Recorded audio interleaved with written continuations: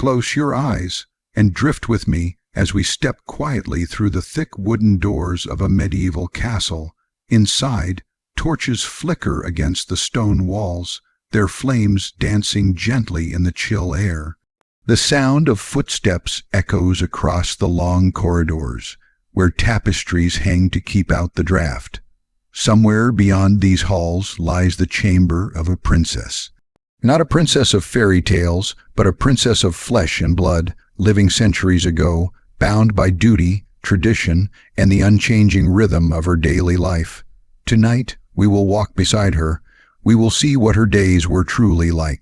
When the morning light crept through narrow windows, filtered by colored glass, the princess awoke not to the luxury of idleness, but to the presence of her ladies. In waiting, they moved softly around her chamber, preparing her garments, warming the water, arranging her bed linens.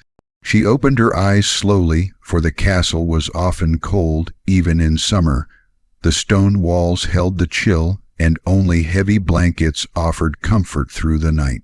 Rising from bed was not simply waking, it was the beginning of a long ritual, a performance of dignity and grace that would shape the hours to come. Her attendants brought layers of clothing. A simple linen chemise, soft against the skin, was the first. Over this, she wore gowns of wool or silk, depending on the season.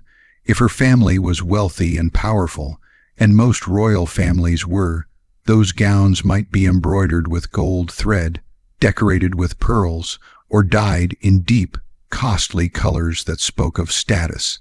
To dress a princess was to dress an emblem of the kingdom itself. Every ribbon, every jewel, every fold of fabric carried meaning, and as she stood patiently, arms raised, she was reminded that even her body was not truly her own, but a canvas on which power was displayed. Once clothed, her hair was carefully arranged. Long hair was a mark of beauty, but it had to be tamed and shaped into braids or coils, sometimes hidden beneath veils or crowns. The process was slow, deliberate. A princess did not rush. Time for her was measured by ceremony and routine. After she was dressed, the morning's duties began. If she was old enough, she would meet with tutors. Education for a princess was not like education for most. It was not only about knowledge, but about refinement. She might begin with reading scripture in Latin, her voice steady and clear, guided by a cleric who watched her pronunciation carefully. She would copy lines of holy text, not simply to learn letters, but to ingrain discipline into her spirit. Then perhaps she would move to music lessons, plucking strings on a lute or pressing keys on an early organ, her fingers trained to produce melodies that soothed the soul. Music was not only art, it was diplomacy, a skill she could display at feasts or before guests. Her songs were her father's pride, her family's honor, her nation's charm. There was always more to learn. Courtly etiquette demanded perfection, how to bow, how to walk, how to sit gracefully, how to smile when addressed. Even silence had to be trained, when to speak, when to hold the tongue, when to let a pause linger like a carefully chosen ornament. A princess's voice was a tool, no less than her crown. Too soft, and she seemed timid. Too loud, and she seemed bold. Everything was balance. Everything was measured. Meals were also a lesson in ritual. Breakfast was small, often bread with cheese or fruit, perhaps warmed milk or spiced wine. The great feast of the day came later, but even the simplest meal was eaten with manners that set her apart from others. How she lifted a spoon, how she folded her hands when finished, how she waited for others before eating. Each gesture mattered. Servants and courtiers watched. She was always on display. Through the day, the duties of presence followed her. A princess could not simply wander. She was expected to appear in the great hall, to sit beside her family during gatherings, to welcome guests with courtesy. She might walk the gardens, but rarely alone. She was often accompanied by her ladies, both as protection and as witnesses. for her actions were never only her own. They reflected her lineage, her dynasty, her future marriage alliances. Sometimes she visited the chapel. Prayer was not only devotion, it was expectation. A princess was seen as a moral example, a model of piety. She lit candles, whispered prayers, and listened to sermons that reminded her of her place in God's order. Even kneeling, even crossing herself, even the rhythm of her breath as she prayed, these were seen by others as reflections of her virtue. The afternoon might be filled with embroidery or tapestry work.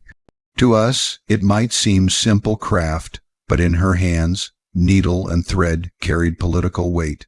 Embroidering a scene from Scripture showed devotion. Creating a banner with family crests reinforced loyalty. Every stitch was slow, meditative, but never wasted. She worked quietly, with patience, her mind wandering between prayers, dreams, and the heavy knowledge of her role. Sometimes she joined hunts, though usually not in the wildest rides of the men. She might ride gently on horseback, dressed in fine riding clothes, observing the falcons as they soared, or watching hounds chase through the fields. These outings were not only recreation, they were a demonstration of her connection to the land, her visibility to the people, her participation in traditions that bound the nobility together. As the sun began to set, preparations for evening began. If there was a feast, her presence was required. Candles illuminated the great hall, long tables groaning with roasted meats, breads, fruits, and spiced dishes. Minstrels played, jugglers performed, servants hurried. A princess sat tall, speaking with grace, listening more than she spoke, her laughter carefully measured. Every gesture was observed, every word weighed. She was a symbol of refinement, a living jewel among the noble crowd. But not every evening was feasting. Some nights were quieter, spent in the private chambers of the family, speaking softly by the fire. Here, too, duty lingered. A princess learned to listen to her parents' discussions, to absorb lessons of politics and diplomacy, to watch the shifting moods of alliances. Even in private, she was learning, preparing for a life that was never truly her own. When at last the hour grew late, she returned to her chamber. Servants once again surrounded her, removing layers of heavy gowns, folding them carefully, setting them aside. She slipped into a linen nightshift, simple, light. The bed was prepared with furs and blankets. Candles flickered softly, casting long shadows on the stone walls. Before sleep, she knelt beside her bed, whispered her prayers once more, asking God for protection, for wisdom, for peace. Then she lay down, the world outside her chamber still alive with the distant sounds of guards on patrol, the occasional howl of the wind. She closed her eyes, knowing tomorrow would repeat much the same. The same rituals, the same lessons, the same expectations. To us, her life might seem gilded, but within the golden frame was a portrait of constraint. Every day was shaped not by her desires, but by duty. Every hour was marked by ritual, and yet within that she found moments of quiet joy. The warmth of a fire on a cold morning, the beauty of a melody well played, the comfort of familiar prayers whispered into the night. This was the daily life of a medieval princess, not a life of fairy tale freedom, but a life of discipline, ceremony, and responsibility, a life where even the smallest gesture carried meaning, a life lived in the shadow of history, yet also in the light of endurance.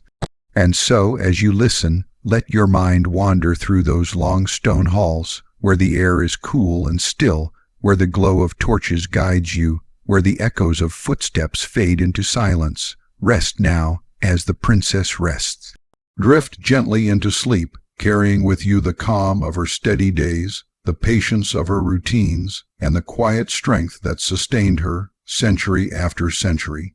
Close your eyes and imagine once more the world of stone castles, where the air is cool, where flickering candles light long corridors, and where every sound echoes against the heavy walls. Within these walls lives a princess, and though her days may seem filled with luxury, her life is shaped by something far deeper than gowns and jewels. From the moment she wakes until she whispers her prayers at night, her world is guided by lessons. She is a pupil of discipline, of grace, of knowledge and faith. Her education is her greatest duty, for it molds her into the very image of her family's power and her kingdom's future. When she was a child, perhaps no more than 4 or 5, her training began. The first lessons were not in letters or numbers, but in posture, in silence, in presence. She learned how to walk across a chamber without rushing, how to bow her head just enough to show respect, but never too much to seem timid. She learned to fold her hands neatly, to keep her back straight when seated, to lift her chin so that her face reflected confidence. To others, these were small gestures, but to a princess, they were the foundation of her education. Before she could master books or instruments, she had to master herself. As she grew older, her mind was open to the written word. Monks and clerics were often her tutors, guiding her through the mysteries of Latin, the sacred language of the Church. The letters were traced slowly at first, her hand unsure, ink staining her fingers as she copied holy verses. Each word was both prayer and practice. To write was to discipline the hand, to read was to discipline the mind. And so, the scriptures became her companions, their rhythms echoing through her memory.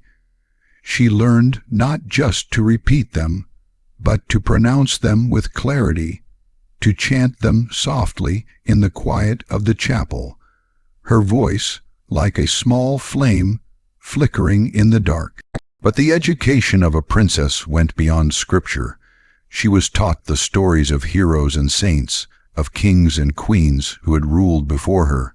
These tales were not mere entertainment. They were lessons, guides to virtue, warnings against pride, examples of courage, patience, and humility. As she listened, her imagination carried her beyond the castle walls, into battles, pilgrimages, and courts far away. And yet, always, she was reminded, these were not only stories. They were instructions for how she must live, how she must one day guide others, how she must hold herself in the eyes of the world. Music, too, became her constant companion. The strings of the lute, the gentle hum of the harp, the steady notes of the flute, all were instruments not of pleasure alone, but of refinement. Her fingers practiced until they moved with ease, her voice lifted in songs that praised both God and beauty. In the stillness of the chamber, her melodies carried across stone walls, softening the air, filling it with calm. To sing well was not a vanity, it was a duty, for music was the language of diplomacy, a gift she could offer to guests, a charm to ease tensions, a demonstration of her cultivation. Each note she played was another stitch in the fabric of her education, weaving together grace and skill, art and purpose, and still there was more. Languages flowed into her lessons, for a princess was not meant to stay only within her father's land. French, the tongue of courts, was prized, for it was the language of diplomacy across Europe. Sometimes she practiced Italian or German, repeating phrases carefully after her tutors, learning the sounds of distant lands, preparing for the possibility that one day she might be sent away, married into another kingdom where her words would be bridges between peoples. The sounds of different languages felt strange at first, like unfamiliar melodies, but slowly they grew familiar, shaping her tongue, sharpening her mind. Each new phrase was another step into the wide, unseen world. Her afternoons were often filled with practice in gentler arts. Embroidery was one, and though to us it might seem a pastime, for her it was a lesson in patience, concentration, and symbolism. With her needle, she created flowers, saints, and coats of arms. Each thread had meaning, each design told a story. When her hands moved with precision, she was praised not only for skill, but for discipline, for steadiness of spirit. And as she bent over her work, the chamber quiet but for the sound of her needle slipping through fabric, she learned the art of meditation, of calm persistence. But perhaps the most constant lesson was etiquette. Every moment of her life was shaped by it. She learned how to address nobles, how to greet bishops, how to host guests with a smile that was warm yet measured. Her tutors reminded her again and again, "You are not only a girl, you are a symbol. The way you laugh, the way you answer, the way you sit at table, all of it speaks louder than words." And so she practiced day after day until each gesture became second nature, until she could walk into a hall of strangers and carry herself as though she were born to command it. Faith, too, was woven into every lesson. Morning prayers, evening prayers, blessings before meals, confessions of the heart. The church was not separate from her education. It was its very foundation.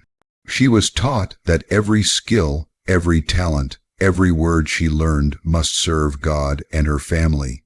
Even as she studied music or languages, her tutors reminded her that these were not simply accomplishments, but tools of devotion and duty.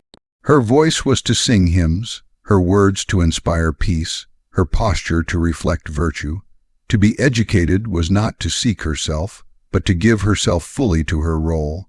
The weight of such training could be heavy. There were days when her hand ached from writing, when her voice grew tired from singing, when her mind longed to wander beyond the rules and rituals. But in the castle, there was little room for rebellion. Discipline was expected, endurance admired, and so she learned to hide her weariness, to press forward with patience. In time, the very repetition became its own comfort. The steady rhythm of lessons gave her life structure. The patterns of study and prayer became like a heartbeat, constant, guiding, familiar. In the evenings when her duties were done, she sometimes sat by the fire with her ladies. In waiting, they read to her, or recited poetry, or told stories of saints and ancient queens. She listened quietly, her mind weaving together the lessons of the day with the dreams of tomorrow. And as the firelight flickered on her face, she felt the weight of her education not as a burden, but as a shaping hand, molding her into something greater than herself. The life of a princess was never one of idle leisure. Every day was a classroom, every chamber a place of learning. From the way she held her spoon at table to the way she lifted her voice in song, she was constantly being prepared, constantly reminded that her role was not for herself, but for others. She was a daughter of her house, a jewel of her family, a future bride of a distant king. Her education was the path that carried her there, and so, as the years passed, her knowledge deepened. She could read scripture with fluency, write letters with grace, speak phrases in multiple tongues. She could sit at a feast and charm with a song, or stand in a chapel and lead in prayer. Her hands were steady, her voice calm, her presence dignified. All that she was, all that she became, was the fruit of countless hours of gentle, persistent training. Now imagine her at the close of a long day, kneeling once more by her bed, whispering the prayers she had learned so well. The chamber is quiet, save for the soft crackle of the fire. Her eyelids grow heavy, her mind drifts through the lessons of the day. The careful lines of Latin she copied, the notes of music still echoing in her memory, the foreign phrases she practiced again and again. She breathes deeply, slowly, and as sleep overtakes her, she rests in the knowledge that tomorrow will bring the same, another day of study, another day of shaping, another day of preparation for the life ahead. And in this rhythm, in this endless cycle of learning and discipline, we see the truth. A medieval princess was not only born, she was made. Close your eyes and drift once again into the distant world of stone castles, candlelight, and quiet halls. Tonight, we will walk deeper into the life of a medieval princess, not in her mornings of study, nor in her afternoons of music and embroidery, but in the thread that bound her life more than any other. The marriage she was destined for a princess's path was rarely her own. From childhood, she carried the weight of politics, of treaties, of fragile peace between kingdoms. Her marriage was not a choice of the heart. It was a bond woven by power, duty, and expectation. From the moment a princess was born, she was not only a daughter, she was a promise. Couriers carried word of her birth across the land, and whispers spread in courts far away. Kings and dukes, earls and lords began to wonder, what might this child one day mean for us? Could her hand in marriage secure an alliance, heal a feud, or strengthen a claim to land? And while she was still cradled in her nurse's arms, her future was already being weighed, measured, and bartered. As she grew into childhood, her lessons were always colored by this destiny. Her tutors reminded her to speak with grace, for one day she might stand before a foreign king. She was trained to speak languages not only of faith but of diplomacy, for her marriage might carry her far beyond her home. Sometimes she heard whispers of possible suitors, names of princes or lords she had never met, distant figures who might shape her life. She did not yet understand what it meant, but the adults around her did. Her fate was being woven, strand by strand, long before she could grasp its weight. By the time she reached 12 or 13, or perhaps a little older, the discussions grew serious. Her father, her mother, and their advisors gathered in candlelit chambers, poring over letters, studying maps, considering alliances. To them, the princess was a jewel of state. Her hand in marriage could secure peace with a rival, open trade with a neighbor, or strengthen claims to distant lands. They spoke of her future not in the language of dreams, but in the language of strategy. To the men around the table, her marriage was not romance, but diplomacy made flesh. Sometimes the negotiations stretched for years. The messengers rode between courts, bearing letters sealed with wax, carrying offers and counteroffers. Dowries were discussed, the wealth or lands her family would give to her husband's house. Promises of protection were exchanged. Even disputes over who would inherit what were argued long before she ever saw the man she was meant to wed.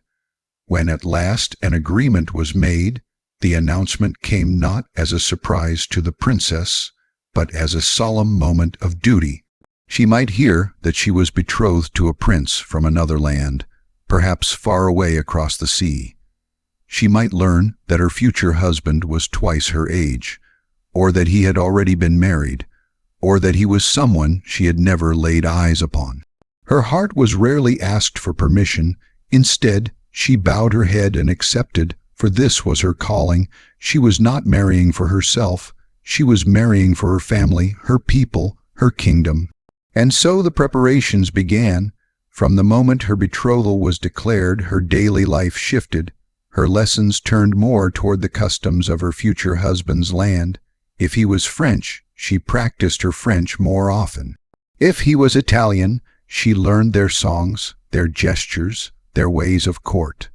Tutors reminded her to carry herself with even more grace, for soon she would be under the watchful eyes of strangers, who would study her as carefully as her own people had.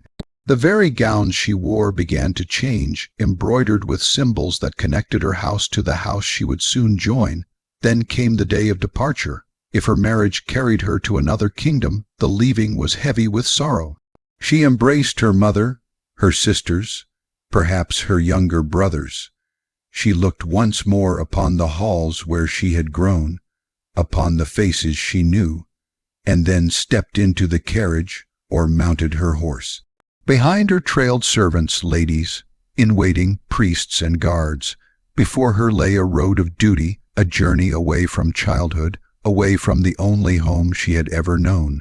For many, the journey was long through forests, across rivers, over mountains. At times, she traveled in silence, her mind turning over the unknown ahead. At times, she found comfort in the company of her ladies, who whispered reassurances, who sang softly to ease the passing miles. Every step carried her farther from what she had been, closer to what she must become. At last, she reached her destination. Trumpets sounded, crowds gathered to see her. She was greeted with ceremony, with banners and songs. But in her heart, she must have felt the quiet tremble of strangeness, for these were not her people, these were not her walls, and the man who came to take her hand was not someone she had chosen. She bowed, she smiled, she followed the rituals. And the wedding was prepared. The wedding itself was a spectacle of power. Churches filled with nobles and bishops. Priests intoned solemn words. The bride stood in finery, veils and jewels, her gown heavy with gold and embroidery. At her side stood her husband-to-be, his presence not only as a man, but as the embodiment of his land, his family, his kingdom. Their clasped hands were more than a gesture of union. They were a binding of states, a stitching together of nations. The vows spoken were not only between two souls, but between two dynasties. And as she whispered her words, as the ring slid upon her finger, she felt the weight not only of a marriage, but of a treaty, of a promise to countless lives.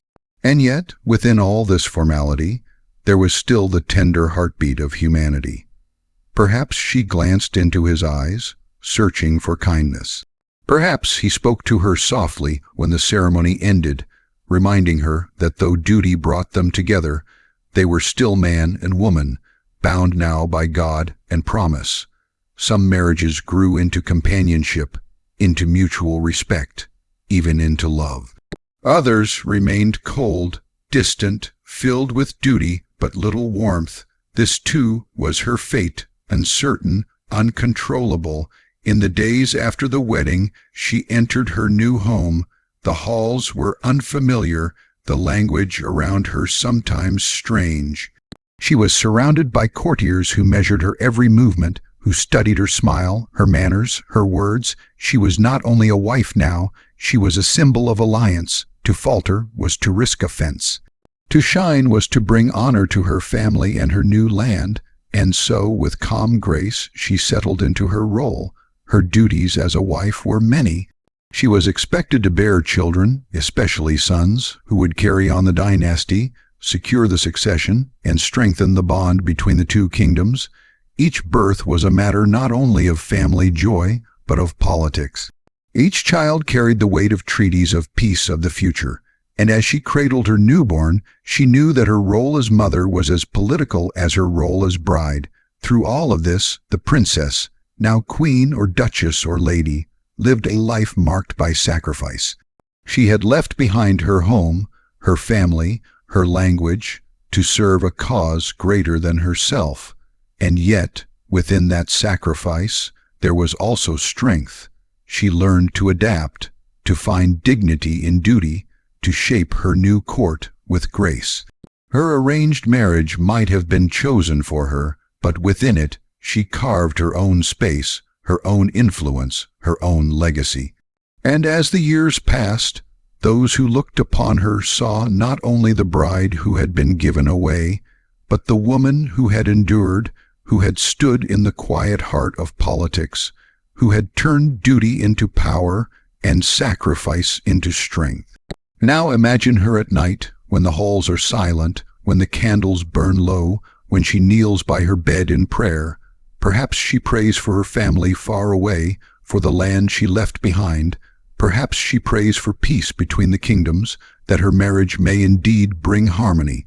Perhaps she prays simply for strength, to bear her role, to walk her path, to fulfill her destiny. And then she lies down, eyes closing, her mind drifting into dreams, knowing that tomorrow she will rise again, not as a woman of her own choosing, but as a princess bound by the threads of politics and the duties of alliance. Her life was never her own, but within it she found endurance, and it is in that endurance, more than in gowns or crowns, that the true strength of a medieval princess was revealed. Close your eyes and drift with me once more through the stone halls of a medieval castle.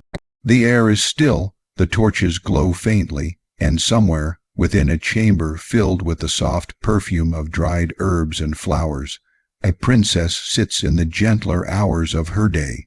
Her mornings may be filled with discipline, her future weighed down by politics and duty, but she too has moments of quiet joy, moments when the heavy crown of responsibility loosens ever so slightly, and she allows herself to rest within the lighter pleasures of life. Tonight we will wander with her softly, slowly, through the pastimes that gave her spirit calm and gave her heart its rare but precious freedom. Often, when the weather was kind, she stepped out into the gardens. Castles, though stern and gray, often opened into enclosed courtyards filled with roses, lilies, and herbs. The princess walked slowly along the stone paths, her hand brushing against the leaves, her gaze lifted to the sky. These gardens were not vast fields, but enclosed sanctuaries, spaces of order and peace. There she could hear the sound of water trickling from a fountain, the hum of bees, the chirp of birds in the hedges. Sometimes she carried a book of poetry, reciting lines softly as she strolled, her voice mingling with the wind. Other times she simply sat upon a carved bench, watching the shifting colors of the flowers, finding in their quiet blooming a mirror for her own life, slow, deliberate, shaped by unseen hands. When she was indoors, music often filled her hours. A lute rested nearby, its polished wood glowing in the candlelight. With careful fingers she plucked its strings, the notes rising into the high stone ceilings, echoing softly back to her. Sometimes she sang, her voice delicate but steady, a hymn or a courtly love song. Music was more than pastime. It was prayer, it was art, it was the gentle release of emotions she was rarely allowed to show in words. Her ladies sometimes joined her, harmonizing softly, the room filled with layers of melody, like ripples spreading across a still pond. The castle, so often filled with formality, for those moments felt like a sanctuary of sound, where duty melted into beauty. Feasts, too, brought her joy, though they were not only about indulgence. When the long tables were set with roasted meats, with loaves of bread still warm, with honeyed fruit and spiced wine, she could not help but delight in the richness of it all. But what pleased her most was the company, the laughter of guests, the songs of traveling minstrels, the dances that followed after. She watched the jugglers toss their bright balls high into the torchlight. She listened to stories told by old bards who spoke of battles and heroes, of saints and lovers. She smiled, she clapped politely, and though always poised, she allowed herself the gentle pleasure of being entertained, of forgetting, if only for an hour, the weight of politics. Sometimes, in quieter afternoons, she turned to embroidery. Her needle moved slowly through fine cloth, her fingers guiding threads of gold and red, green and blue. To some, this might have seemed mere labor, but to her it was both art and meditation. Each flower she stitched, each symbol of her family's crest, was a mark of patience and stillness. As she worked, she listened to the murmured conversation of her ladies, to the faint crackle of the fire, to the rustling of the wind outside. Embroidery was not only the creation of beauty, but also the weaving of peace into her soul, a steady rhythm that calmed her mind when all else was chaos. On fairer days she rode horses. Dressed in fine riding clothes, she mounted her steed with practiced grace, and together they moved across the fields beyond the castle walls. The wind tugged at her veil, the earth thudded beneath the hooves, and for a moment she felt something rare: freedom. The horse was strong, loyal, swift, carrying her farther than her feet ever could. When falconry was arranged, she held the proud bird upon her arm, its sharp eyes scanning the skies, its wings spreading wide. With a gesture, she loosed it into the air, watching as it soared high, circling, then diving swiftly upon its prey. There was majesty in it, a reminder that even within the structure of duty, there existed wildness, nature, and power. There were also the evenings when poetry filled the chamber. Her tutors or companions read aloud from verses of love and loss, of bravery and sorrow. Sometimes the words were in Latin, sometimes in the courtly French that carried across Europe, sometimes in the native tongue of her people.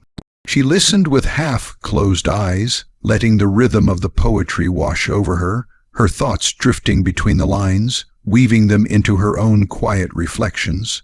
To hear poetry was to dream while awake, to step gently into worlds of feeling she could not otherwise voice. And then there were the most private pleasures, the ones that required no company, no ceremony, no display, the warmth of the fire on a winter night, the scent of beeswax candles melting slowly into pools of gold, the softness of velvet cushions, the quiet of the chamber after the castle had fallen asleep. These were the moments when she allowed her heart to breathe, when she whispered prayers not for kingdoms or alliances, but for herself. She prayed for comfort, for hope, for the chance to smile without reason. These quiet hours, so small, so easily forgotten by history, were often the truest treasures of her life. And yet, even in her pleasures, duty was never far away. To dance at a feast was to display grace, to ride in the hunt was to show strength, to embroider a banner was to proclaim loyalty. Even her joys were shaped by expectation, but within those boundaries she found ways to claim moments of genuine delight, to carve out spaces of warmth and calm. Picture her now at the close of a day filled with such pleasures. The garden walk still lingers in her memory, the scent of roses on her hands. The lute rests nearby, its last note still echoing in her heart. A tapestry waits upon the frame, half finished, a flower frozen in thread. She kneels for her prayers, her voice soft, her body weary but at peace. Then she lies upon her bed, the furs heavy upon her, her eyelids closing slowly. The pleasures of the day drift through her mind as dreams begin to weave their own embroidery, and she drifts gently into the silence of night. And so we see that even in a life of duty, there were joys. Even in the weight of politics, there was music, poetry, gardens, and laughter. Even in the shadow of responsibility, there was light. These small pleasures carried her through her days and carried her memory through the centuries. Now let the thought of her linger softly as you rest. Imagine the garden, the fountain's trickle, the distant notes of a lute. Breathe slowly, deeply, and let the gentle rhythm of her pastimes guide you into peace. Sleep now as she once slept, wrapped not in crowns and treaties, but in the quiet pleasures that made her life more than duty, more than ritual, made it human and tender and real. The life of a medieval princess, though wrapped in silks and guarded by high castle walls, was never free from shadow. Behind the tapestries and the golden crowns, behind the feasts and the songs, there lingered an ever-present uncertainty, a fragile thread upon which her existence rested. To walk in her shoes was to walk between beauty and danger, between comfort and risk, between privilege and peril. Tonight, let us drift slowly into that truth, not as harsh history, but as a gentle remembering of what it meant to live when safety was never promised. The first risk she knew was one shared by all in her age, the risk of illness. Even the most splendid halls could not keep out the fevers that swept through villages and courts alike. The air carried unseen threats, and the water, drawn from wells and rivers, sometimes whispered sickness into the body. A princess, though tended by physicians and herbalists, could fall ill as easily as a servant. A sudden cough that deepened into a rattle, a fever that lingered for days, a rash that spread with frightening speed. These were dangers that neither rank nor wealth could banish. And so, even as she walked among roses or sat at her embroidery, there was always the awareness, silent and hushed, that her health was never hers to hold securely. Childbirth, too, loomed as a shadow. From the moment she was old enough to understand her destiny, she knew her body would be asked to carry not just children, but heirs, the living threads of dynasties. Yet the act of bringing forth life was laced with danger. Many women did not rise again after labor. Many who did carried scars, seen and unseen. A princess might enter her chamber with hope and prayers, only to leave it in silence, her legacy cut short by the very duty placed upon her. Each cradle rocked in the nursery carried within it the memory of those risks. Each lullaby sung to an infant was also a prayer whispered for the mother who survived. Beyond the body's risks, there were the subtler dangers of politics. A princess was not merely a daughter or a sister. She was a symbol, a piece in the vast game of kingdoms. Alliances shifted like the wind. Treaties signed today might be broken tomorrow. She could be married away to a distant land, her fate bound to strangers, her safety dependent upon the goodwill of those she did not yet know. Even in her own homeland, whispers of betrayal might stir in the corridors. Plots might brew behind tapestries, daggers not always of steel, but of words and secrets. Her smile at a feast might conceal her watchfulness, her laughter carefully measured, for she never knew which friend might one day become a foe. And yet, through all this, she learned to move with grace. Danger, whenever present, became like the shadows cast by candlelight, something she could not chase away, but something she could live alongside. She prayed often, not only for deliverance from risk, but for the strength to endure it. She watched her mother, her aunts, her grandmothers, how they had faced such trials, and she drew from them a quiet courage. Each night, as she knelt before her bed, she whispered her fears into the silence, letting them drift upward like smoke, trusting they would be heard by heaven even if no one else understood them. In her heart, she carried the awareness that her life, though precious, was not truly her own. Her safety could be bargained in treaties, her well-being tied to alliances, her very body pledged to secure dynasties. And yet, she did not collapse beneath that weight. She rose each morning, dressed in silks, smiled with composure, and moved with dignity through a world that held as many threats as it did promises. Imagine her standing at a window, looking out across the mist-covered fields beyond her castle.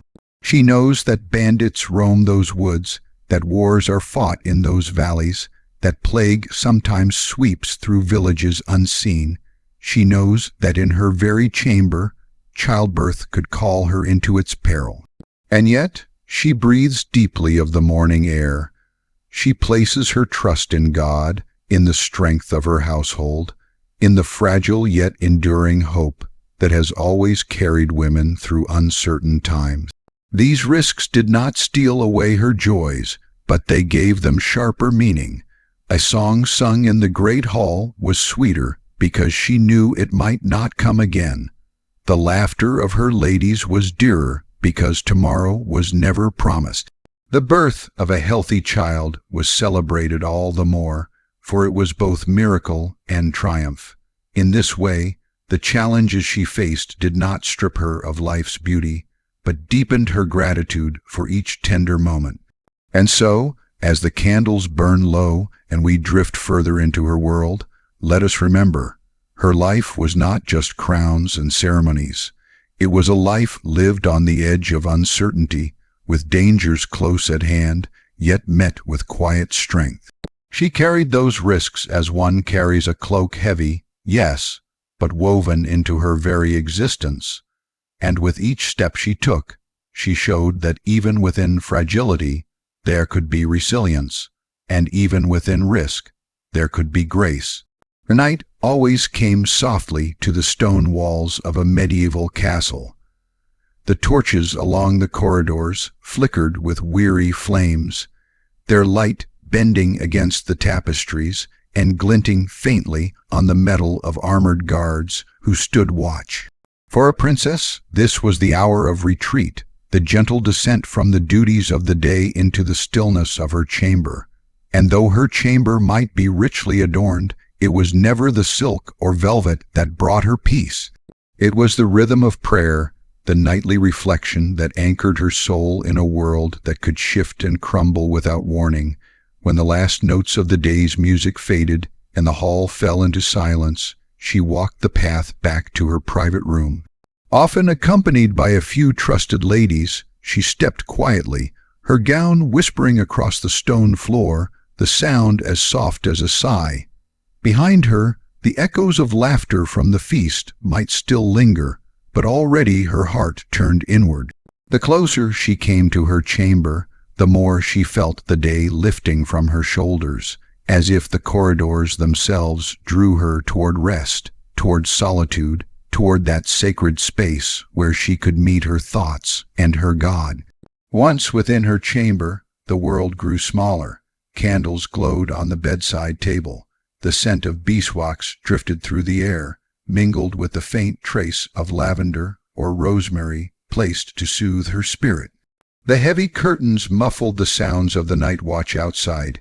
Here, she was no longer the public figure on display, no longer the daughter of a king or the pawn of alliances. Here, she was simply a soul before God, a young woman who carried her burdens and her hopes like anyone else. Before lying down, she would kneel, the cold of the stone floor pressed through the fabric of her gown, a grounding reminder that no matter her wealth, she was still flesh and dust. Sometimes her ladies joined her, whispering their prayers beside her, but often she prayed alone, her voice low and steady, words rising softly in the quiet room. She prayed for protection over her family, for strength to fulfill the duties given to her, for mercy in times of fear, and for grace in moments of weakness. She prayed for the poor she had seen in the villages, for the soldiers who rode into battles she would never fight, and for children whose futures, like hers, were uncertain. Her prayers were not always solemn. Sometimes they carried gratitude for a day of safety, for a letter received, for the laughter of companions, for the simple joy of seeing the sun rise again. Other times, they carried sorrow. She wept silently for friends lost to illness, for marriages that tore daughters from mothers, for brothers or fathers lost in war. In prayer, she allowed her heart to loosen, to pour itself into the silence without fear of judgment. The rhythm of her devotion gave her life structure. In a world where alliances could break and dangers could arise swiftly, prayer was the one constant. Each night it was there, like a familiar song, guiding her from the noise of her role to the stillness of her identity. She might rise from her knees with her eyes wet, or with a soft smile upon her lips, but she always rose with a sense of having been heard. As she climbed into her bed, the heavy canopy drawn close around her, she carried those prayers with her into sleep. The candlelight dimmed, shadows softened, and her thoughts settled. It was in those last moments before dreams came that she felt the gentlest peace, not the peace promised by treaties or the strength of armies, but the quiet peace of surrender, of trusting her fragile life into the hands of something greater. The nights of a medieval princess were not nights of endless comfort. Fear sometimes crept in, whispering through the stone walls, reminding her of risks and losses. But faith stood as her lantern, steady and unwavering, illuminating her path even in the darkest of hours. And as sleep claimed her, the whispered prayers lingered like soft music, carrying her into dreams where she could rest, if only for a little while, free from the burdens of her crown.